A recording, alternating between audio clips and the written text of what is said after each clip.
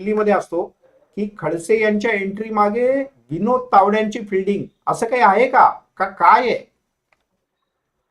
भारतीय जनता पक्षामध्ये एक समिती स्थापन करण्यात आली आहे. कुठल्याही राजकीय नेत्याला प्रवेश द्यायचा असेल तर त्या समितीच्या मार्फत प्रवेश होत असतो. आणि त्या समितीमध्ये विनोद तावडे यांची प्रमुख भूमिका आहे. आपल्याला माहित असेल की भारतीय जनता पक्षाचे जे हायकमान आहे, त्या हायकमांडमध्ये सध्या विनोद तावडे यांचं जे बळ आहे, हे फार मोठं बळ आहे. आणि जेवढेही प्रवेश राष्ट्रीय स्तरावरचे प्रवेश जर आपण बघितले, जे दिल्लीतल्या भारतीय जनता पक्षाच्या मुख्यालयात होते, त्या प्रत्येक प्रवेशाला विनोद तावडे उपस्थित होते. आणि सोबतच भारतीय जनता पक्षाने जी पहिली यादी उमेदवारांची जाहीर केली होती लोकसभेसाठी, त्याची घोषणा विनोद तावडेंनी केली होती. याचा अर्थ जर समजून घ्यायचा असेल, जर एकनाथ खडसेंना प्रवेश जर मिळाला असेल, जो ज्या पद्धतीची चर्चा आहे, आणि आता खुद्द एकनाथ खडसेंनी स्पष्ट केलंय की मी भारतीय जनता पक्षात प्रवेश घेतोय, याच्या मागे हो. प्रामुख्याने विनोद तावडे यांची भूमिका आहे, हे मानावंच लागेल. कारण की ते मराठी नेते अशा प्रकारचे नेते आहेत की ज्यांनी महाराष्ट्रातल्या अनेक नेत्यांसोबत संपर्क करून जास्तीत जास्त बळ कसं भारतीय जनता पक्षाचं वाढेल यासाठी त्यांनी ते सर्वत्र प्रयत्न केला. त्यामुळे विनोद तावडेची भूमिका आहे, हे मान्यच करावं लागेल. हे नाकारणं अशक्य आहे की विनोद तावडेशिवाय हा प्रवेश झाला असेल. मिलिंद, बर. पण स्वतः विनोद तावडे यांना जेव्हा या संदर्भात संपर्क करण्याचा प्रयत्न केला तेव्हा त्यांनी असं म्हटलं की ज्याचा उल्लेख तू केला होतास की याची एक समिती असते, मी एकटा माणूस कोणी निर्णय घेत नाही. पण प्रश्न असा या सगळ्या याच्यातनं उरतो की अचानक एकनाथ खडसे यांना विनोद तावडे यांची मदत का बरं घ्यावी लागली? एकनाथ खडसे जेव्हा भाजपमध्ये होते तेव्हा एवढे मोठे नेते होते, मुख्यमंत्री पदाकरता त्यांचं अनेकदा नाव घेतलं गेलं. किंबहुना शिवसेनेबरोबरची 25-30 वर्षांच्या बरोबर सोबतची युती तुटली तर ती घोषणा सुद्धा एकनाथ खडसे यांनीच केली होती. याकरता त्यांना शिवसेनेच्या टीकेला सुद्धा सामोरं जावं लागलं. मग या सगळ्यात अचानक तावडे यांची खरंच भूमिका आहे का का एकनाथ खडसे यांनी दिल्लीतल्या त्यांच्या जुन्या त्यांचं जे क्रेडिट होतं ते सगळं कामी आणलं? मिलिंद, एका घटनेचा तू उल्लेख केला. शिवसेना आणि भारतीय जनता पक्षामध्ये जी दुही निर्माण झाली, ती म्हणजे युती तोडण्याचा निर्णय घेतला होता, त्या निर्णयाची घोषणा खुद्द एकनाथ खडसे यांनी केली होती. मुंबईमध्ये ती घोषणा झाली होती. याच्या पुढे जाऊन तुम्हाला घटना सांगतो. जेव्हा एकनाथ खडसे यांचा राजीनामा घेण्याची वेळ आली होती, जमिनीच्या प्रकरणामध्ये, बेकायदेशीरित्या जमीन घेतल्याच्या प्रकरणामध्ये जी त्यांचा राजीनामा घेण्यात आला होता, तो राजीनामा व्ही सतीश हे जे भारतीय जनता पक्षाचे ज्येष्ठ नेते आहे आणि संघातले मोठे नेते आहेत, आणि सध्या या घडीला ते दिल्लीमध्ये असतात, त्यांनी ती घोषणा केली होती. आणि महत्वाचं म्हणजे त्यांनी तो राजीनामा देखील घेतला होता.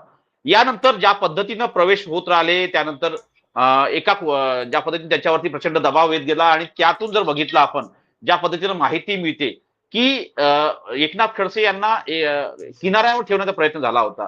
एका किनाऱ्यावर ते होते, आणि त्या दरम्यान जे भारतीय जनता पक्षामध्ये जे ज्येष्ठ नेते आहेत त्यांच्यासोबत त्यांचा वाद वाढत गेला होता.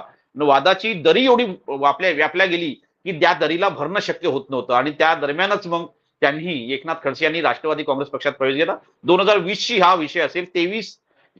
मला जे आठवते 23 एप्रिलला त्यांनी राष्ट्रवादी काँग्रेस पक्षात प्रवेश घेतला होता. आणि त्यानंतर जर बघितलं आपण तर त्यांना खास करून जर बघितलं त्यानंतर त्यांनी एक प्रकारे असं म्हणावं लागेल की त्यांना विधान परिषद देण्यात आली, आणि त्या विधान परिषदेवर देखील प्रचंड वाद झाला होता. पण दरम्यानच्या काळात ज्या पद्धतीनं त्यांच्यावरती आता पुन्हा ईडीची चौकशी सुरू झाली होती, आपल्याला माहित असेल की गेल्या 2 आठवड्यापूर्वी एकनाथ खडसे हे दिल्लीत होते, आणि दिल्लीत येऊन त्यांनी काही नेत्यांच्या भेटी घेतल्या. आमच्याकडे एक फोटो आहे ज्यामध्ये त्यांनी एकनाथ खडसे, जे पी नड्डा आणि अमित शहा अशा 2 प्रमुख नेत्यांची, ज्याला हायकमांड संबोधलं जातं भारतीय जनता पक्षाचं, त्यांच्यासोबत त्यांचा फोटो आहे. आणि त्या फोटोमध्ये हे स्पष्ट होतंय की त्यांनी भेट घेऊन एक प्रकारे अमित शहा पुढे आपली असं म्हणता येईल की त्यांनी विनंती केली होती की हे जे सगळं झालेलं आहे, आता याची पुन्हा नव्याने सुरुवात करूया.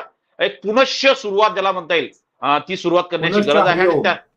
आणि पुनश्च हरिओम, जसं बरोबर आहे, पुनश्च हरिओम करण्याची गरज आहे. झालं गेलं ते गंगेला मिळालं असं म्हणून पुढे जाण्याची गरज आहे. म्हणून त्या प्रकारची चर्चा झाली, आणि त्यातून हा पक्ष प्रवेशाचा मार्ग सुकर झाला असं म्हणावं लागेल. आणि या सगळ्यामध्ये विनोद तावडेची निश्चितपणे भूमिका, जसा मगाचा प्रश्न होता मी या संदर्भात खुद्द विनोद तावडेंशी बोललो. त्यांनी म्हटलं की या संदर्भातले जेही निर्णय होते ते राज्य स्तरावर होत असतात. माझा याच्यात काही भूमिका नाहीये असं त्यांनी स्पष्ट म्हटलं. पण ते जे काही सांगत असले तरी त्यांची त्यांची भूमिका असं आपल्याला मानावं लागेल का राजकीय वर्तुळामध्ये आज विनोद तावडे हे राष्ट्रीय नेतृत्व झालेलं आहे. एक मोठे सरचिटणीस आहे. अनेक महत्वाच्या घटनांमध्ये त्यांची प्रमुख भूमिका असते. आपल्याला माहित असेल की जेव्हा भारतीय जनता पक्षाचं राष्ट्रीय अधिवेशन हे दिल्लीतील भारत मंडपम येथे झालं होतं. त्या भारत मंडपम मध्ये पहिला ठराव जो मांडला होता तो विनोद तावडे यांनी मांडला होता आणि ती पत्रकार परिषद देखील विनोद तावडे यांची झाली होती. अशा अनेक घटनांचा मी तुम्हाला उल्लेख करू शकतो की विनोद तावडे का मोठे नेते आहेत हे सांगायला आता या घडीला गरज आवश्यकता नाही वाटत. कारण की आता जे त्यांची उंची आपल्याला निश्चितपणे कळते की दिल्लीमध्ये त्यांचं प्रभुत्व वाढलेलं आहे. अशा दरम्यान ज्या पद्धतीनं ज्या ज्या नेत्यांवरती भारतीय जनता पक्षामध्ये ज्या ज्या नेत्यांवरती अन्याय झाला होता त्या सर्व नेत्यांना एकत्र करण्याची जबाबदारी निश्चितपणे विनोद तावडे पार पाडत असतील. त्याचमुळे होऊ शकतं या संपूर्ण घडामोडी जरी विनोद तावडे जरी म्हणत असतील की चंद्रशेखर बावनकुळे आणि देवेंद्र फडणवीस यांची फार मोठी भूमिका आहे, फार मोठी भूमिका त्यांची जरी असली तर निश्चितपणे विनोद तावडेंची देखील भूमिका आहे हे मान्यच करावं लागेल. नाही, पण मग आता याच्यात प्रश्न असा येतो की ठीक आहे, तावडे म्हणत की माझी भूमिका नाही, एक समिती असते आणि ती समिती सगळे निर्णय घेत असते. तरी ठीक आहे, कोणाला तरी शेवटी एकाला पुढाकार घ्यावा लागतो. असा पुढाकार समजा तावडेंनी घेतला असं आपण एक क्षणभराकरता मान्य करू. पण याने राज्य भाजपात ते सक्रिय होतील स्वाभाविकपणे. एकनाथ खडसे त्यांची प्रकृती, बाकीची सगळी जिल्ह्यातली मतदारसंघातली गणित पाहता लोकसभा निवडणुकीत नेमका भाजपला आणि महायुतीला खडसे भाजपवासी झाल्याचा काय फायदा होईल. आणि कदाचित शरद पवार यांना हे स्पष्ट झालं होतं की खडसे पुन्हा भाजपात चालले आणि म्हणूनच पुण्यातल्या भेटीनंतर शरद पवार यांनी खडसेंचा विषयावर एकदम फुली मारली त्या विषयावर. बरोबर आहे. खडसेंनी वारंवार प्रयत्न केले शरद पवार यांच्यासोबत चर्चा करण्याची, भेटण्याची, पण त्याची भेट होऊ शकत नाही असं आम्हाला सूत्र सांगताय. पण महत्वाचं म्हणजे ज्या पद्धतीनं एकनाथ खडसेंची भूमिका काय, जो प्रश्न उत्तर महाराष्ट्र संदर्भात आपण म्हणताय, महत्वाचं म्हणजे जर बघितलं तर एका कार्यकर्त्यापासून शेकडोच्या संख्येनं, हजारोच्या संख्येने कार्यकर्ते एकत्र करण्यामध्ये भारतीय जनता पक्षामध्ये एकनाथ खडसे यांची प्रमुख भूमिका आहे उत्तर महाराष्ट्रामध्ये. हे मान्यच करावं लागेल. जे आजच्या घडीला मोठे नेते दिसत आहेत ते सर्व नेते एकनाथ खडसेंनी घडवलंय हे मान्य करावं लागेल. आणि सायकलने फिरून त्यांनी कमळाचा प्रचार केलेला आहे हे आपल्याला मान्य करावं लागेल. जयसिंगराव गारकर असो किंवा या सगळ्या नेत्यांसोबत त्यांनी म्हणजे गोपीनाथ मुंडे यांच्यासोबत त्यांची फार असे निकटचे संबंध, निकटचा परिचय होता आणि अनेक विषयांमध्ये चर्चा करायची आणि प्रदेश अध्यक्ष होते देखील ते. या सगळ्यामध्ये जर बघितलं तर एकनाथ खडसेंना अतिशय सामोरपणे त्यांनी उत्तर महाराष्ट्रामध्ये भारतीय जनता पक्ष बांधला होता आणि प्रत्येक कार्यकर्त्यांचं हे एकनाथ खडसेंवरती प्रेम आहे हे आपल्याला निश्चित अनेकदा जाणवलं आहे.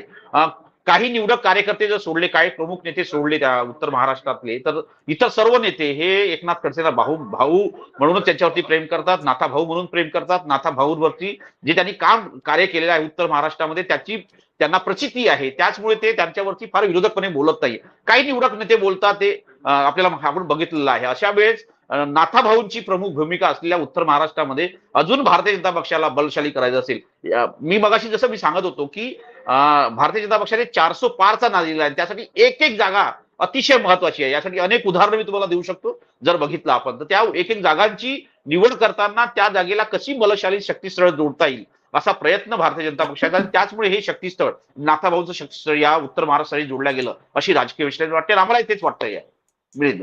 बर, पण मग आता या सगळ्यात खडसे भाजपात आल्यानं काय काय बदल होतील असं वाटतं तुला? कारण असं आहे की खडसेंना मानणारा मोठा वर्ग खानदेशात आहे. तो काही फक्त जळगाव जिल्ह्यातच आहे असं मला वाटत नाही. दुसरं, खडसे ज्या समाजाचं प्रतिनिधित्व करतात, गेल्या काही काळात भाजपची जर का आपण खेळी बघितली किंवा भाजपने मांडलेली राजकीय गणित पाहिली तर ज्या क्षणाला भाजपला असं लक्षात आलं की मराठा समाजाचा रोष हा निवडणुकांमध्ये कायम राहणार, त्या क्षणाला भाजपनं आपली गणित नव्यानं मांडायला सुरुवात केली. खडसेंची एंट्री हा त्या सगळ्या मागचा सुद्धा एक भाग आहे. मिलिंद, मला वाटतंय हा आपला अतिशय महत्वाचा प्रश्न आहे. पण या प्रश्नासोबत मी आजी चर्चा आपण सुरू आहे ती चर्चा थोडी समारोपाला घेऊन जाण्याची गरज आहे. कारण की यानंतर पुन्हा एकदा समोर माझं लाईव्ह आहे आणि ज्या हो, पद्धतीने बर बर बर. एकनाथ खडसे देखील थोड्याच वेळात येण्याची शक्यता व्यक्त केली जाते. त्यांच्याशी माझी चर्चा झाली आहे. त्यामुळे त्यांच्याकडे आपल्याला जायचं आहे. एकनाथ खडसे काय बोलतात बर हे बर पाहणं बर. आजची मोठी घडामोड आहे एकनाथ खडसेंची, भारतीय जनता पक्षाची. हा जो शेवटचा प्रश्न जो आपण प्रश्न केला आहे मिलिंद मला, त्याचं उत्तर देण्याचा प्रयत्न करतो की नुसतं एक लेवा पाटील जो समाज आहे त्या लेवा पाटील समाजाचं मोठं प्राबल्य संपूर्ण महाराष्ट्रामध्ये आहे आणि खास करून गुजरात आणि या भागांमधला लेवा पाटील समाजाची मोठी असं म्हणता येईल की या महाराष्ट्रामध्ये देखील एक मोठ्या प्रकारचं प्राबल्य आहे आणि त्यांचं संख्याबळ बघता बरोबर. आणि या सगळ्या याच्यामध्ये नाथाभाऊंची मोठी जबाबदारी आहे. जर बघितलं नाथाभाऊंनी जे कार्यकर्ते घडवले त्यामध्ये अनेक कार्यकर्ते हे नाथाभाऊ प्रेम करतात. उत्तर महाराष्ट्रात आहे पण उत्तर महाराष्ट्र विदर्भातील लेवा पाटील आहे, त्यानंतर बरोबर. मराठवाड्यात लेवा पाटील आहे. या सगळ्यांचं एकमुष्ट नेतृत्व म्हणून त्यांच्याकडे बघितलं जातं आणि गोपीनाथ मुंडेंनी जेव्हा त्यांना सोबत घेऊन संपूर्ण महाराष्ट्र मानण्याचा प्रयत्न केला त्यावेळेस देखील त्यांची प्रमुख भूमिका राहिलेली आहे. पंकजा मुंडेसोबत त्यांचं अतिशय जवळचं नातं आहे आणि त्यानंतर जर बघितलं या सगळ्या घडामोडींमध्ये नाथाभाऊ हे शक्तिशाली नेते आहे महाराष्ट्रामधले, उत्तर महाराष्ट्रामधले आणि संपूर्ण महाराष्ट्रामध्ये. त्यांनी ज्या पद्धतीने विरोधी पक्षाची भूमिका किंवा प्रमुख मंत्री म्हणून जी भूमिका मांडली होती त्याच्यामुळे त्यांच्यावरती प्रेम करणारा एक मोठा समूह आहे.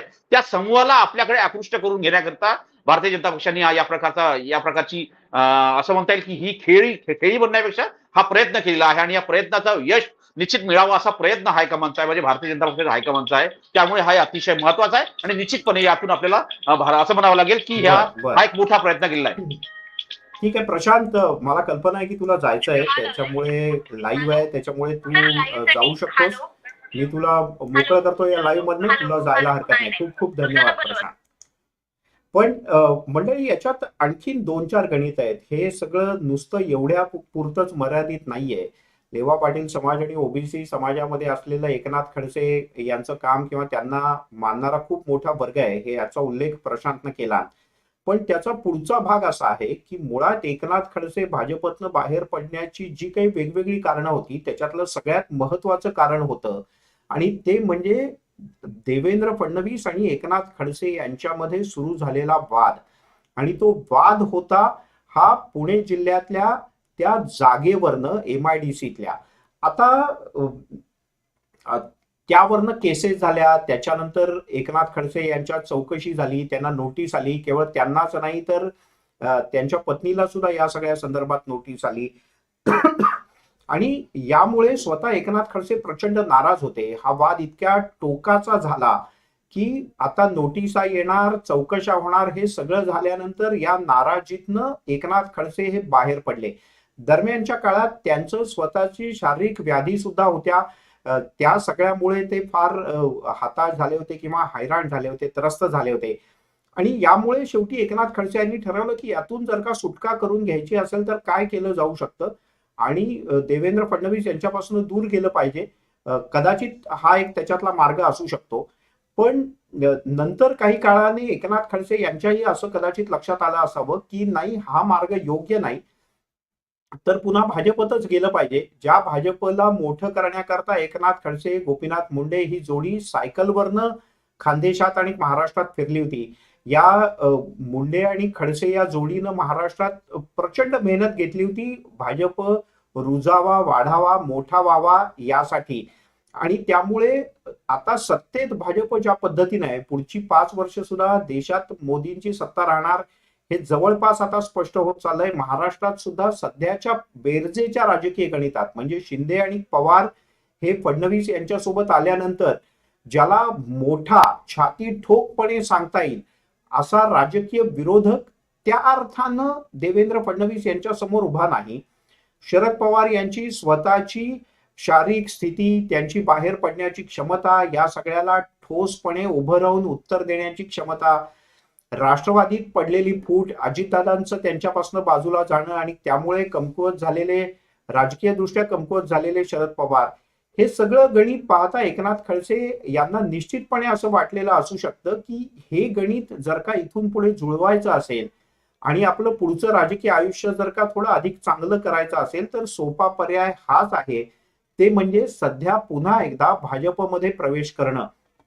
आणि आपल्याकडे ज्या वेगवेगळ्या प्रतिक्रिया आल्या आहेत तर त्यातली एक महत्वाची प्रतिक्रिया अशीच आहे की राजकारणात कोणीही कायमचा शत्रू आणि कोणीही कायमचा मित्र नसतं, याचा उल्लेख गेल्या काही काळात वेगवेगळ्या राजकीय नेत्यांनीही केलाय, जे पुन्हा माघारी आले त्यांच्या त्यांच्या पक्षात. आणि हेच यातलं एक सूत्र वाटतं. बरं, याच्यात दुवा लागतो, तर तो दिल्लीतला दुवा कोण असू शकतो? तर हा विनोद तावडे हा दिल्लीतला दुवा असू शकतो. पण या सगळ्यातनं आणखीन एक फरक पडणार आहे. आणि तो काय फरक पडणार आहे? तर एकनाथ खडसे हे पुन्हा भाजपात आल्यानंतर देवेंद्र फडणवीस यांचं काय होणार? तर या संदर्भात सुद्धा गेल्या काही काळापासून अशी चर्चा सातत्यानं होती. मधल्या महाराष्ट्रातल्या सगळ्या राजकीय घडामोडी घडामोडी कसल्या, त्या तर उलथापालथी होत्या. त्या उलथापालथींच्या नंतर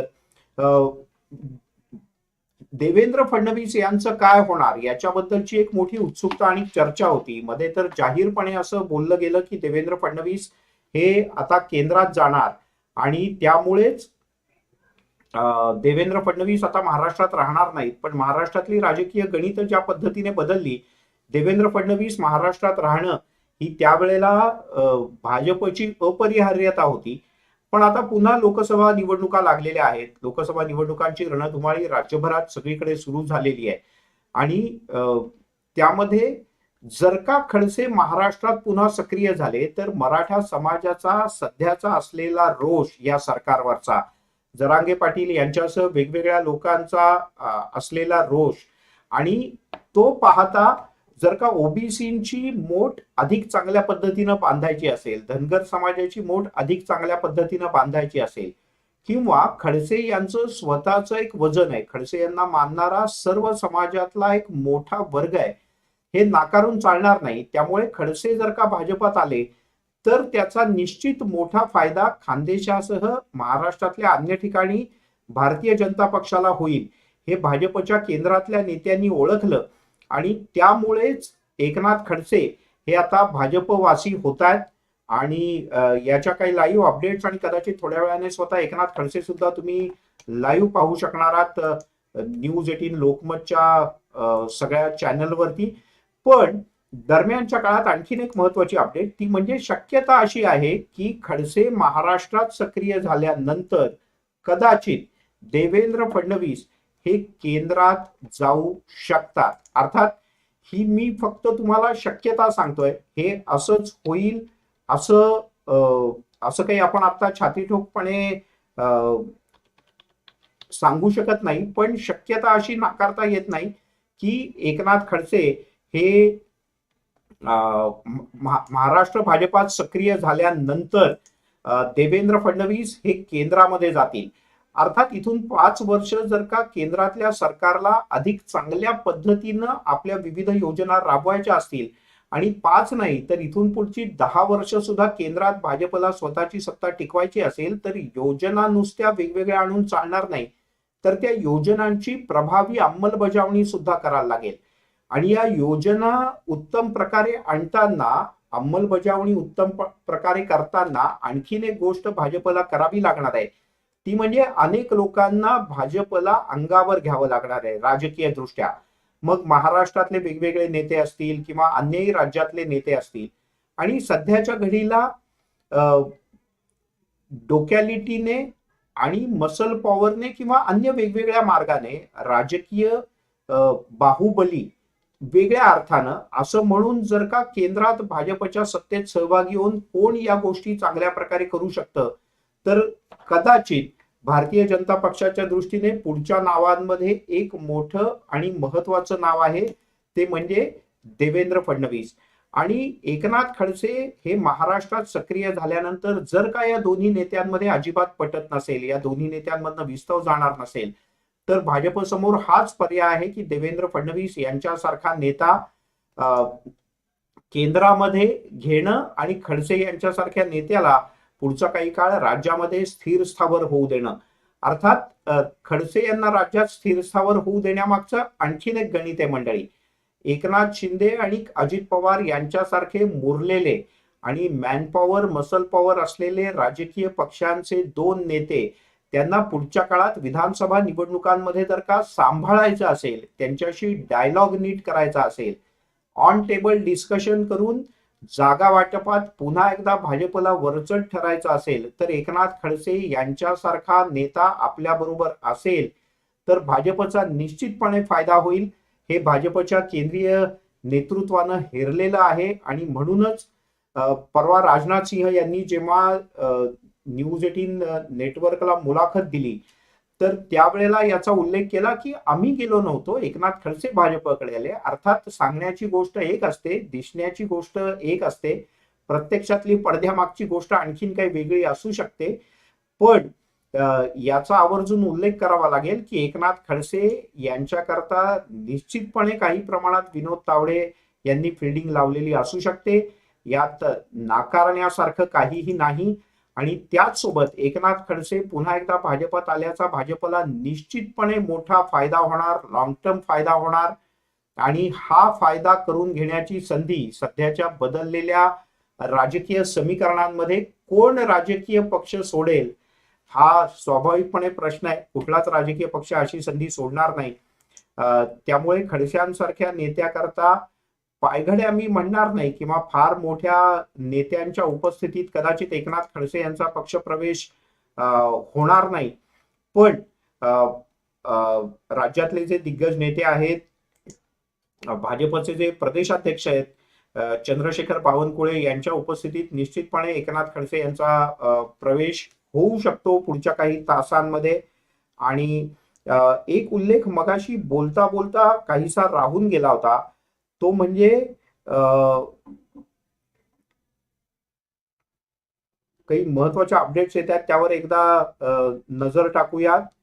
ती म्हणजे कदाचित आज किंवा कदाचित उद्याला एकनाथ खडसे यांचा दिल्लीतल्या सूत्रांनी जी माहिती दिली आतापर्यंत न्यूज 18 लोकमतला आमचे प्रतिनिधी प्रशांत लीला रामदास मगाशी आपल्यासोबत जोडले गेले होते, त्यांनी जे सांगितलं त्यानुसार कुठल्याही क्षणी इथून पुढे एकनाथ खडसे यांची भाजपात वापसी होणार आहे. आणि एकनाथ खडसे यांच्या वापसीचं एक जबरदस्त गणित भाजपनं मांडलेलं आहे, ज्यात भाजप तुर्तास तरी यशस्वी होताना दिसतंय. आता प्रश्न असा आहे की या सगळ्यामुळे खडसे यांना पुढच्या काही दिवसात रोल नेमका काय दिला जाईल. तर राज्य भाजपची मुलूक मैदान तोफ म्हणून एकनाथ खडसे निश्चितपणे काम करू शकतील, यात काही वाद नाही. मला असं वाटतं की तुमच्याही प्रतिक्रिया मला अपेक्षित आहेत. काय नेमकं होतंय किंवा या खडसे यांच्या पुन्हा एकदा भाजप प्रवेशातनं तुम्हाला काय वाटतंय? खानदेशातली गणितं कशी बदलतील, राज्यातली गणितं कशी बदलतील, मराठा आंदोलनातून जी नाराजी राज्य सरकारच्या बद्दलची आहे आणि जर मराठा टक्का कमी होऊ शकतो मतदानातला, तर मग एकनाथ खडसे यांच्या माध्यमातून पुन्हा एकदा ओबीसीचा टक्का वाढवण्याचं गणित हे भाजपला साधायचं आहे का, ते कशा प्रकारे साधलं जाऊ शकतं, हेच एकनाथ खडसे यांच्या भाजप प्रवेशामागचं मुख्य कारण आहे असं मला तुर्तास वाटतं. तुमच्या प्रतिक्रिया या संदर्भात अपेक्षित आहेत.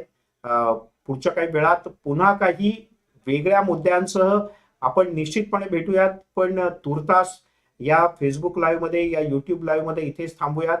पण खडसे यांच्या संदर्भात एक गोष्ट मी तुम्हाला आवर्जून सांगतो, ज्या वेळेला एकनाथ खडसे यांनी भारतीय जनता पक्ष सोडला होता ती बातमी सुद्धा खडसे यांच्या राष्ट्रवादी प्रवेशाच्या जवळपास 4 दिवस आधी न्यूज 18 लोकमतनं सांगितली होती. आणि खडसे पुन्हा भाजपात येणार ही बातमी सुद्धा त्याचे संकेत मिळायला लागल्यापासून एक साधारण 3-4 दिवसांपूर्वीच न्यूज 18 लोकमतनं सगळ्यात आधी ही बातमी चालवली होती की खडसे भाजपात येऊ शकतात, की जे पुढच्या काही तासात भारतीय जनता पक्षात प्रवेश करणार आहेत. मंडळी, सर्व प्रकारच्या ताज्या अपडेटसाठी news18marathi.com या आमच्या वेबसाईटला लॉग ऑन करा. फेसबुक, ट्विटरवर आम्हाला फॉलो करा, आम्हाला लाईक करा. आमच्या व्हॉट्सअपवर जर का तुम्ही असाल, तुम्ही सगळेच जण व्हॉट्सअपवर असाल, तर व्हॉट्सअपला जो पुढचा एक भाग येतो स्टेटस किंवा अपडेट्स, या अपडेट्सला तुम्ही गेलात की तिथे न्यूज 18 लोकमतचं व्हॉट्सअप चॅनल आहे, त्याला तुम्ही सबस्क्राईब केलं, लाईक केलं की तुम्हाला आमच्या सर्व अपडेट्स थेट तुमच्या व्हॉट्सअपवर पण येतील. तुर्तास इथेच थांबूयात. धन्यवाद.